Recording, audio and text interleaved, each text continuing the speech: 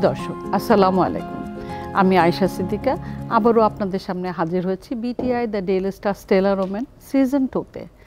BTI the Daily Star Stellar Women season 2 আমরা আজকে পঞ্চম পর্বে আসছি। আপনাদের সবার জ্ঞাতার্থে জানাচ্ছি BTI the Daily Star Stellar Women season 2 এর মিডিয়া পার্টনার হিসেবে থাকছে দীপ্ত টেলিভিশন। আমরা আজকে এই যে পঞ্চম পর্বে গিয়ে আপনাদের সামনে উপস্থাপন করব বাংলাদেশের গর্ব, আমাদের সবার গর্ব, যেই মেয়েটি আমাদেরকে বিশ্বমঞ্চে নিজের সাথে সাথে কাঁদিয়েছিল, বাংলাদেশের পতাকা নিজের গায়ে জড়িয়ে। আপনাদের সামনে উপস্থাপন করতে যাচ্ছি আমাদের মাবিয়া আক্তারকে। মাবিয়া, আসসালামু আলাইকুম, ভালো আছেন আপনি? ওয়ালাইকুম আসসালাম আপু, ভালো আছি, আপনি ভালো আছেন? আলহামদুলিল্লাহ। প্রথমেই কংগ্রাচুলেশন জানাচ্ছি BTI the Daily Star Stellar Women season 2 এর আমাদের স্পোর্টস ক্যাটাগরিতে উইনার হওয়ার জন্য। এই যে উইনার হলেন, অনেক দিনের অনেক কষ্টের পরিশ্রমের ফসল, রাইট? এটাতে আপনার অনুভূতিটা কি, প্রথমে এটাই জানতে চাই। ফার্স্ট অফ অল হচ্ছিল অনুভূতি, যে কোনো অ্যাচিভের অনুভূতি কিন্তু অনেক ভালো, এবং আমরা কিন্তু স্পোর্টস ওমেনরা স্পোর্টসে সবসময় কিন্তু যে কোনো অ্যাচিভের জন্যই ডে বাই ডে পরিশ্রম করে যাই। তো ডেইলি স্টারকে ধন্যবাদ যে আমাকে এই একটা এত বড় একটা অ্যাচিভ দেওয়ার জন্য। হয়তো আমার ফিউচারের জন্য এই অ্যাওয়ার্ডটা আমার কোনো না কোনো একটা রেজাল্টের জন্য একটা অনুপ্রেরণা কাজ করবে।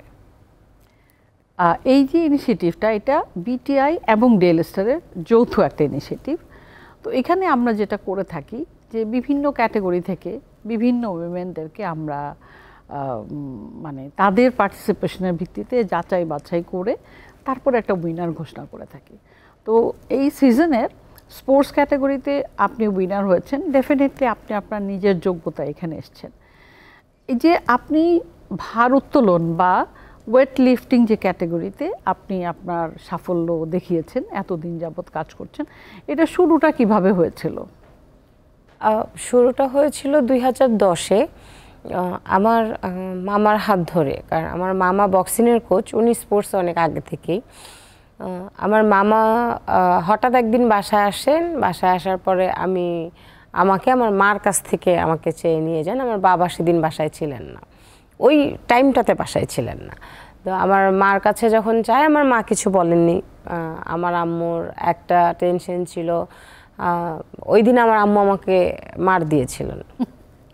আমি কান্না করছিলাম।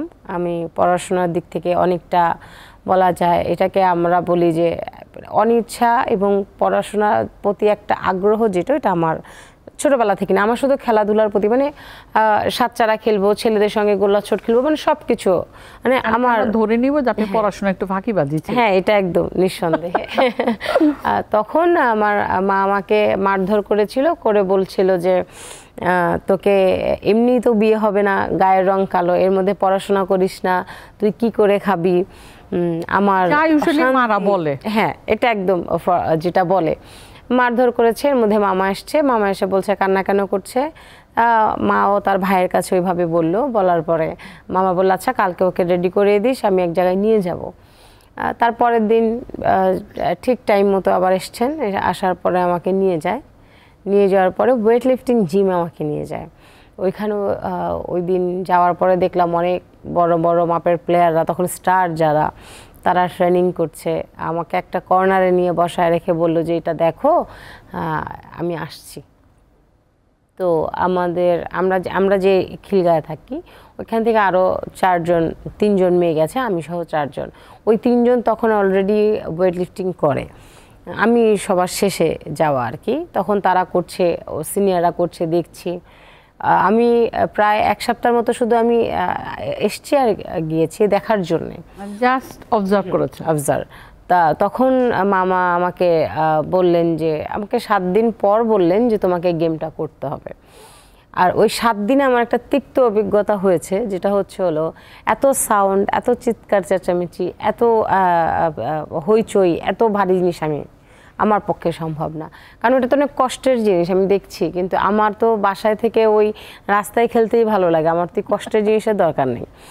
তারপরে একটা সময় যে যখন আমি বললাম যে না আমার এটা পছন্দ না, আমি এটা করব না, তখন মামা মোটিভেট করলেন যে এখান থেকে, কারণ যেহেতু আমি একটা নিম্ন মধ্যবিত্ত ফ্যামিলি থেকে বিলং করছিলাম তখন, আমাকে সব কিছু মিলে আমার মামা বললেন যে তোমার যে আর্থিক যে সমস্যাটা দিয়ে তুমি যাচ্ছ, এখান থেকে তুমি চাইলে কিন্তু সেটা বের করে নিয়ে যেতে পারো, এবং তুমি যদি চাও যে এখান থেকে, তখন আমার মামা আমাকে একটা জিনিস বলেছে, এখানে আসলে তুমি হোস্টেলিং পাবা, 3 বেলা ভালো খেতে পারবা, একটা এয়ার কন্ডিশন রুম পাবা, একটা ভালো কালচার পাবা, একটা সভ্য সমাজ পাবা, সব কিছু নিয়ে মামা যখন আমাকে এগুলি বললেন, তখন আমার কাছে মনে হলো যে আমি যে এখানে এখন আছি এখান থেকে কিন্তু এই জায়গাটা বেটার একটা অপরচুনিটি, অনেক বেটার একটা অপরচুনিটি। তো আমার কাছে মনে হয়েছে যে, কারণ আমি এর আগেও আপনাদের সঙ্গে একটা কথা শেয়ার করেছি যে আমার পেটে তখন প্রচণ্ড ক্ষুধা ছিল, যার জন্য আমার মনে হয়েছে যে সেটার কাছে এই কষ্টটা কোনো কিছু না, ব্যাপার না, একদমই না। So that was the inspiration, right? আমি মনে করি যে হ্যাঁ, কারণ আমি তখন যদি ওই সিচুয়েশনে না থাকতাম তাহলে হয়তো আমি আমার লাইফটাকে স্ট্রাগল করার ট্রাই করতাম না। এটা অনেক বড় একটা বিষয়। Thank you very much. এটা যে আপনি সবার সামনে এটাকে আপনি মানে আপনি বলতে দ্বিধা করেননি, আসলেই কিন্তু তাই। আমাদের সবার জীবনে এরকম একটা বিষয় থাকে যেটা আমাদেরকে ফোর্স করে টু কাম ফরওয়ার্ড, না? হয়তো বা মেবি আপনি হয়তো এটা এভাবে আসতেন, এটাই ভবিতব্য ছিল, কিন্তু আবার এইভাবে নাও আসা হতে পারতো। সেদিন মামা হয়তো একটা মানে রাইট টাইমে রাইট একটা ডিসিশন নিয়েছিলেন, আপনার হাতটা ধরে আপনাকে এই মঞ্চে নিয়ে এসেছিলেন। তো প্রশ্নে ফিরে যাই যে এই যে আপনি মানে ওয়েট লিফটিং শুরু করলেন, মানে জীবনে কখনোই কি ওই দিনের আগে কোনো দিন মানে কোনো ওয়েট লিফট করেছেন, মানে খেলাধুলার ইয়েতে? আমার লাইফে কখনো আমি স্পোর্টস একটা জগৎ আছে সেটাই জানতাম না। আমি কখনোই স্পোর্টস সম্বন্ধে আমার কোনো নলেজ ছিল না। আমি আমার লাইফের প্রথমই ওয়েট লিফটিং জিমে যাওয়া, ওইখান থেকেই আজকে এইখানে আসা। এখন আমি জানি যে বিভিন্ন ডিসিপ্লিন আছে, বিভিন্ন গেম আছে, কিন্তু আমার মনে হয় যদি আমার কাছে ওয়েট লিফটিংটাই এখন আমার কাছে সবচেয়ে সহজ গেম মনে হয়, কারণ যেহেতু আমি প্রথম ফার্স্ট দেখাই, আপনি জয় করেছেন অলরেডি। হ্যাঁ, এটা আমার ফার্স্ট চয়েস ছিল। আর একটা অসহ্য তিক্ততা থেকে ওই 7 দিনে আজকে আমি বলবো যে আমার সম্পূর্ণ লাইফ পরিবর্তন করে দেওয়া হচ্ছে ওয়েট লিফটিং। যদি আমি ওয়েট লিফটিংয়ে না আসতাম তাহলে হয়তো বা আমার লাইফটা অন্য একটা ডিফারেন্ট কিছুতে হতো, কিন্তু সেটা কতটা ভালো হতো জানি না। কিন্তু ওয়েট লিফটিং এবং স্পোর্টস আমাকে আমার বর্তমান পরিচিতি এবং আমার বর্তমান অবস্থান তৈরি করে দিয়েছে, এইটাই। এই যে আপনি বলছিলেন যে আপনি যেই পরিবারে বিলং করতেন সেখানে আপনি কিছুটা তো স্ট্রাগল ছিলই, কিন্তু তারপরেও বাচ্চাদের সবারই স্বপ্ন থাকে তো যে আমি একদিন এরকম কিছু হব বা এরকম কিছু করব। তাহলে এই যে 7 চারা আর গোল্লা ছুট খেলার পাশাপাশি আর কি হতে চেয়েছিলেন? আমি বলি, আমার টিভি সেটের সামনে বসে বসে আপনার যে কোনো গান দেখে ডান্স কপি করার খুব ইচ্ছা, কিন্তু আমি ওই তখন ছোটবেলায় করতে পারতাম। এখন আপনি আমাকে দিলেও আমার সবাই নেই করার, করার নাই। হয়তো বা যদি সুযোগ সুবিধা থাকতো, হয়তো বা ওই স্পোর্টসে না এসে বাবা মা যদি ফিনান্সিয়াল দিকটা খুব ভালো থাকতো, সিকিউর থাকতো, তাহলে হয়তো বা আমার কোনো একটা ডান্স, আর্ট অ্যান্ড কালচারে কোনো কিছু হতাম। এটা কি ভালো বলবো না আমরা যে মানে আজকের যে চ্যালেঞ্জিং একটা গেমের স্টার মাবিয়াকে আমরা পেলাম, ওই সুযোগটা থাকলে তো আমরা আজকের মাবিয়াকে পেতাম না, হয়তো বা পেতেন না। এর জন্য ওই সুযোগটাই আল্লাহ দেননি, এর জন্য এই সুযোগটা দিয়েছেন, তৈরি ছিল উপর। হ্যাঁ, সেটাই। তো মাবিয়া, এখন যেটা মনে হয় যে ধরেন আপনি তো ইউ হ্যাভ স্টার্টেড ফ্রম 2010, হ্যাঁ, এইখান থেকে আজকে 2025, এই যে 15 বছরের একটা জার্নি, এই 15 বছরের জার্নিতে তো স্বাভাবিকভাবে লাইফটা তো উঁচু নিচুই ছিল না? মানে সবচেয়ে বড় স্ট্রাগল কোনটা করতে হয়েছে? মানে সহজ তো ছিল না, না? এসেই আমার যদি বলি আমি বড় স্ট্রাগল যে সেটা হচ্ছিল এখানে ন্যাশনাল টিমে বাংলাদেশের ওয়েট লিফটিংয়ে এক নামে পরিচিতি, এবং হচ্ছিল ওয়েট লিফটিং একজন ওয়ান স্টার থাকবে, এই পরিচিতিটা করতে আমার প্রচণ্ড স্ট্রাগল করতে হয়েছে। এবং আমি বলবো যে এর মধ্যে অনেক, আমি বলবো আমার ফেডারেশনের আমার আমার কোচদের সাপোর্ট ছিল, কারণ না হলে তো আমি বিগেন থেকে তো এখানে আসতাম না। কারণ আমার এই আজকে এই পজিশনে দাঁড়িয়ে থাকতে এখন ইনস্টেন আমার স্ট্রাগল করতে হয়, কারণ একটা 1-in-1 কিন্তু টিকে থাকাটা টাফ হয়ে যায়। সে হতে পারে, কিন্তু আপনি দেখেন আমি 2015 সালে কিন্তু আমি বলবো যে বাংলাদেশে ওয়েট লিফটিংয়ে 2015 ইন্টারন্যাশনালি গোল্ড মেডেলিস্ট হয়েছি, তারপরে 2016-এ হয়েছি, তারপরে আবারও 16-এ হয়েছি, আবার 19-এ এসে হয়েছি। আমাদের ওয়েট লিফটিংয়ে কিন্তু ইন্টারন্যাশনালি 5টা গোল্ড মেডেলের অধিকারী কেউ নেই আমি ব্যতীত, মেয়েদের মধ্যে, ছেলেদের মধ্যেও নেই ওয়েট লিফটিংয়ে। তো পরপর 2টা সাউথ এশিয়ান গেমসে গোল্ড মেডেল নেই বাংলাদেশে, কারণেই শুধু আমারই আছে। তো আমি মনে করি যে এই যে স্ট্যান্ডার্ডটা ধরে রাখা, এটা সবচেয়ে বেশি টাফ। মানে কন্টিনিউয়াস এটা ট্রেনিংয়ের মধ্য দিয়ে যাওয়া, বা কি বলবো, এটা যে মানে শেষ বলে কিছু নাই, থেমে থাকা যাওয়া। যদি একদিন আপনি যদি চিন্তা করেন যে আমি স্টার হয়ে গেছি, আচ্ছা হয়েছে, আমি একদিন পরে যাই, এটা ওয়েট লিফটিং, আপনি একদিন লেটে গেলে এই জিনিসটা পাবেন না, এটা পিছাতেই হবে। এমনিতে ডেইলি রুটিন কি আপনার? আমার ডেইলি রুটিন হচ্ছিল আমি সকালে, আমি সবসময় মর্নিং সেশনটা করি না, আমি যদি কোনো গেম আসে আমার, আমি গেমের 3 মাস আগে একটা মর্নিং সেশন ট্রেনিং করি, এবং ইভিনিং সেশনটা প্রতি বছরের আপনার 365 দিনের মধ্যে আমি মনে করি যে আমি ফ্রাইডেতেও ট্রেনিং করি। আমার ঈদের একদিন আগে আমি ট্রেনিং অফ করি।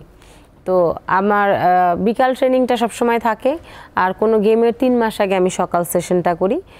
আর এমনি রুটিন হচ্ছে খাবার দাবার সাধারণ মানুষের মতোই খাই, কারণ এটা বাংলাদেশ ডিফারেন্ট কোনো খাবার দাবার স্পোর্টস ওমেনদের জন্য বা ম্যানদের জন্য এরকম কোনো বরাদ্দতা থাকে না। বা যদি আমরা কোনো ক্যাম্প করি বা কোনো গেমসের জন্য হোস্টেলিং করি, তখন আমাদের খাবারের চার্টটা অনেক অন্যরকম হয়। আর এমনিতে আমি সাধারণ মানুষদের মতোই লাইফ লিড করি, আমার ডিফারেন্ট কোনো লাইফ নেই। মানে এই যে সকালে বিকেলে ট্রেনিং ছাড়া তারপরে কি মানে ওয়েট লিফটিং এর জন্য আরো মানে অন্য কোনো কিছু করতে হয় না? You lead normal life? Normal life. বাসায় ভাই বোন কতজন? আমরা 1 ভাই 2 বোন। তো এই যে আপনি মানে অনেকটা বলবো যে সমাজের একটা আগল ভেঙে, একটা বড় ট্যাবু ভেঙে ওয়েট লিফটিং এর মতন একটা চ্যালেঞ্জিং গেমে আপনি নিজেকে নিয়ে আসলেন, এবং 10 থেকে 15 এই যে 5 বছর আমি মনে করি জাস্ট মানে কঠিন ট্রেনিংয়ের মধ্য দিয়ে আসতে, প্রথম তো শিখতেই হয়েছে, তারপরে আস্তে আস্তে এটার উত্তরণ ঘটেছে, রাইট? প্রথম যেদিন ওয়েট লিফটিং করলেন, প্রথম মানে ওয়েটটা কতটুকু ছিল?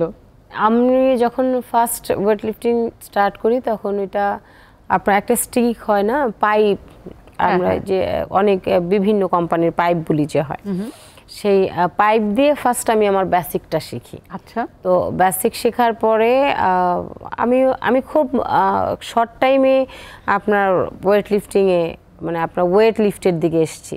মানে যাদের একটু টাইম লাগে, আমার একটু কম টাইম লেগেছে। মানে আমার কোচরা বলেন যে আমার ওয়েট লিফটিংয়ের যে কোনো কিছু ক্যাচ করার অ্যাবিলিটি অনেক ভালো। আমি শুরু থেকেই খুব স্পিরিটে। কেন? মানে আপনি অনেক ছোটবেলা থেকে শুরু করেছেন বলে নাকি? হ্যাঁ, আমি আমার 11.5 বছর থেকে স্টার্ট করেছি। ওয়েট লিফটিংয়ের পারফেক্ট এজ থেকেই আমি অ্যাকচুয়ালি শুরু করি। আর আমার কাছে যে আমি বললাম আমার যে কোনো কিছু কপি করার নলেজ অনেক আগে থেকেই ছিল। তো ওনারা আমাকে যেটা শেখাতেন আমি ওনাদের ওই যেভাবে ওনারা বসতেন ওই বসাটা আমি সেম টু সেম কপি করতাম। ওনারা যেভাবে দাঁড়াতেন ওইভাবেই আমি দাঁড়াতাম। ওনারা যেভাবে বলতেন যে এইভাবে না এইভাবে করো, ওই সেম জিনিসটাকে আমি হ্যাঁ হুবহু এক একটা মানে হুবহু যেন এই জিনিসটা হয়। তো হুবহু করতে করতে শিখে যাওয়া, অনেক দ্রুত শিখে গেছি আমি। তো এই যে ওয়েট লিফটিং করছেন, সামনে এগিয়ে গেছেন, 5টা গোল্ড আপনি অলরেডি অ্যাচিভ করেছেন, আলহামদুলিল্লাহ। তো এটা কোথায় নিয়ে যাওয়ার ইচ্ছা, আর কত দূর?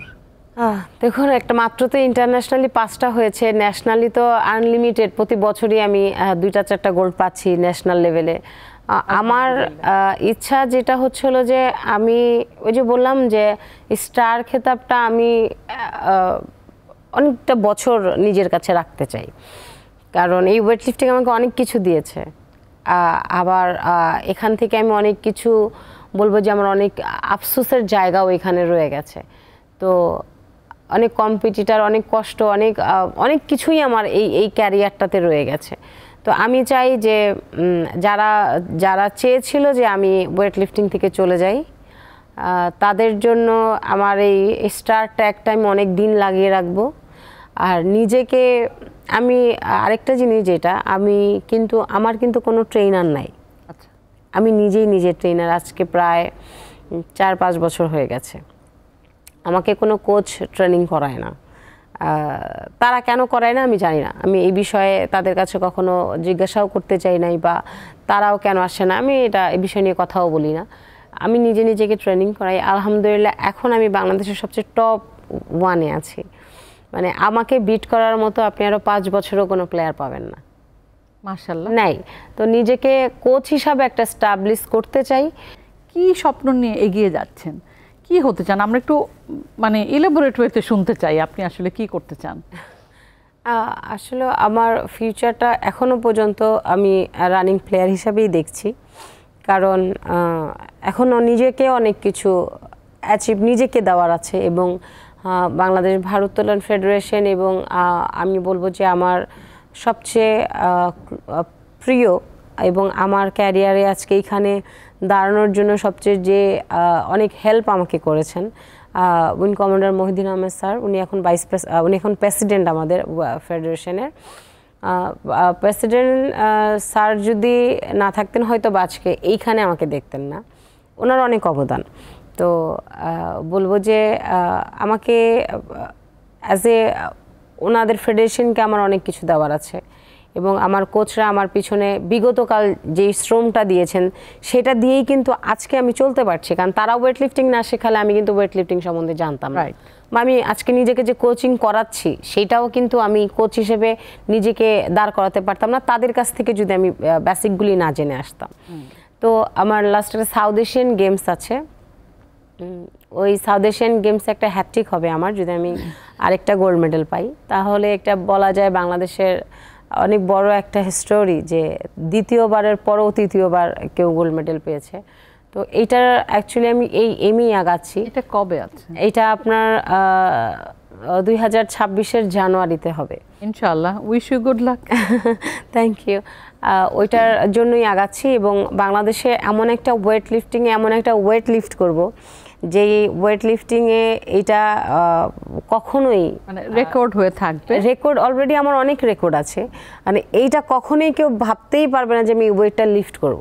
মানে এইটা আমি মনে করি যে আমার পক্ষে পসিবল, কারণ বাংলাদেশে আজ পর্যন্ত আমি যতগুলি ওয়েট লিফট করেছি এটা অ্যাজ এ ওমেন কেউ কোনোদিন বিলিভ করতে পারে নাই যে এটা কখনো কেউ লিফট করবে।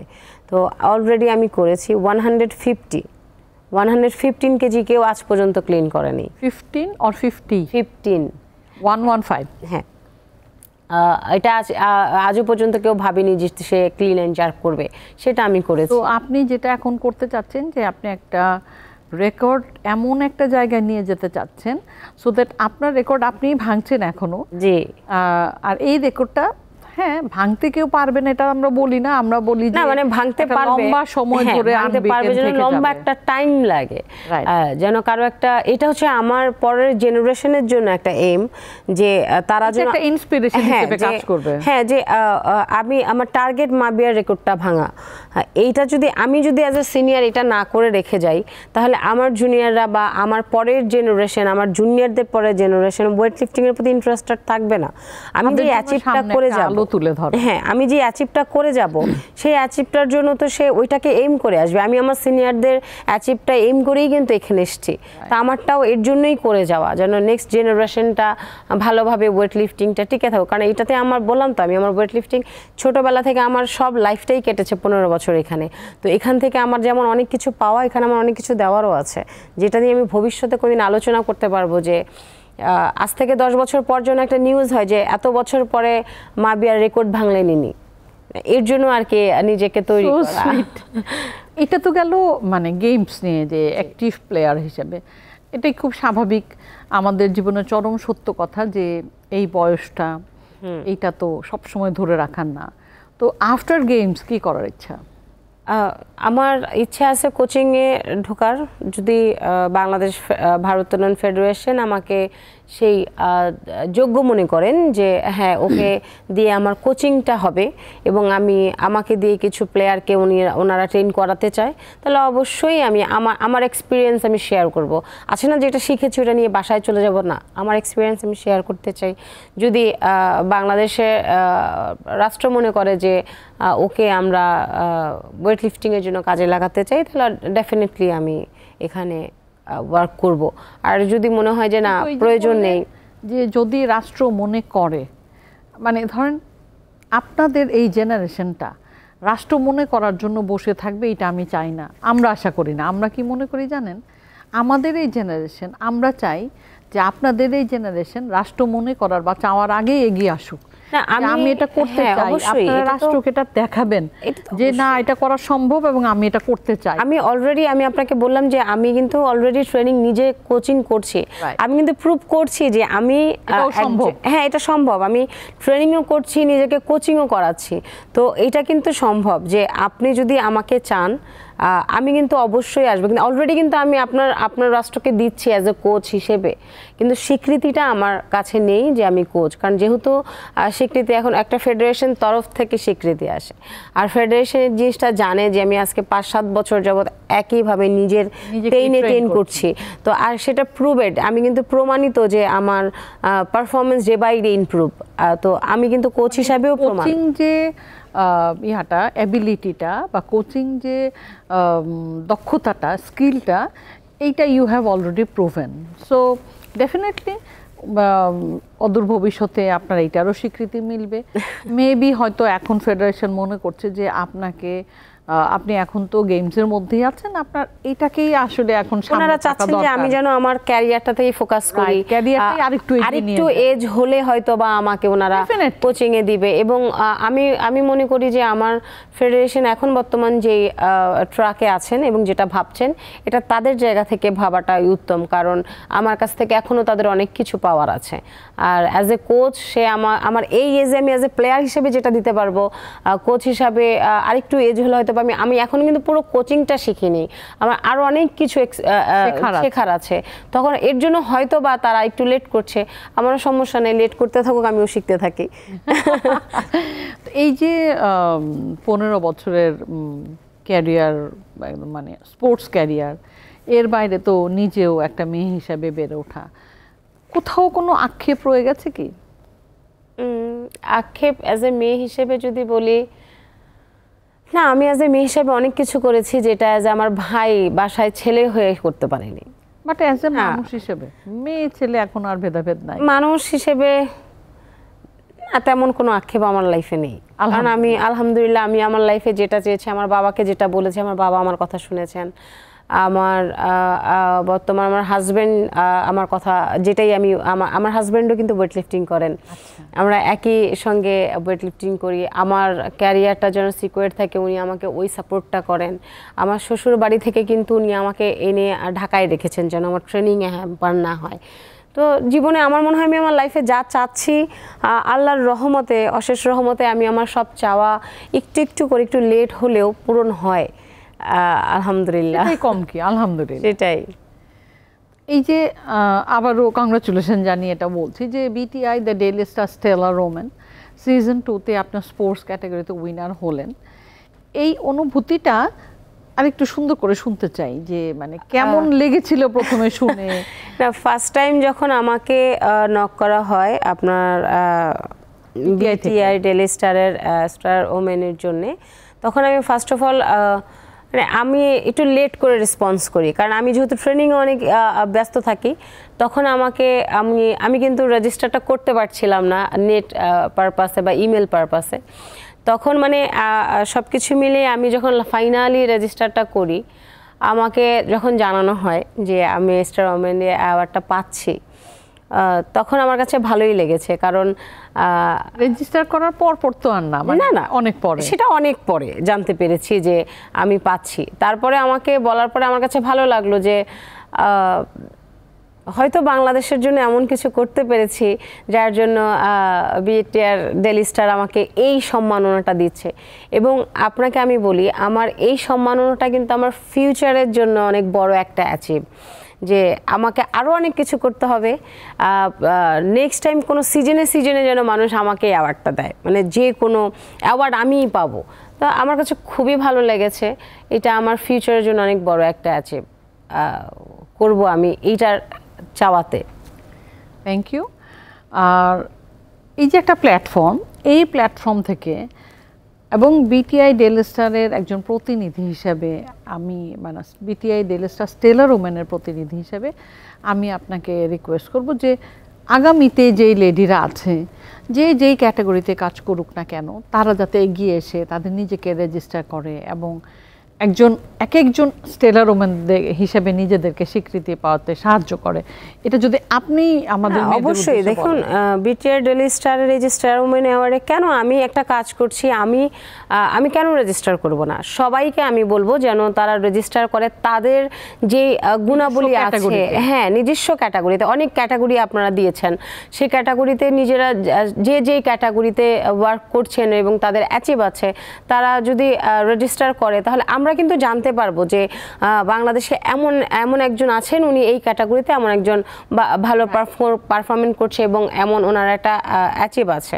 এটা কিন্তু আমাদের বাংলাদেশে একটা অনেক বড় মাইল ফলো হবে যে আমরা কিন্তু কেউই এখন আর পিছিয়ে নেই, এটা সবচেয়ে বড় একটা মাইল ফলো হবে। তো নিজের একটা কর্মেরও একটা অ্যাচিভের দরকার আছে, তাহলে আমরা কেন অ্যাচিভ করবো? আমি সবাইকে বলবো যে এখানে প্রত্যেকবারই যখন প্রত্যেক সিজন হবে তখন সবাই সবার ক্যাটাগরি অনুযায়ী রেজিস্টার করুক এবং আমরাও তাদেরকে টেলিভিশনে দেখতে চাই যে তারা অ্যাওয়ার্ড পাচ্ছে। থ্যাংক ইউ ভেরি মাচ, ধন্যবাদ জানাই আমাদের এই অনুষ্ঠানে আসার জন্য। থ্যাংক ইউ আপনাকেও। শুধু দর্শক, আজ এই পর্যন্তই, আবার দেখা হবে আমাদের অন্য কোনো পর্বে, আমাদের অন্য কোনো উইনার নিয়ে। আজকে সবার কাছ থেকে বিদায় নিচ্ছি। আসসালামু আলাইকুম।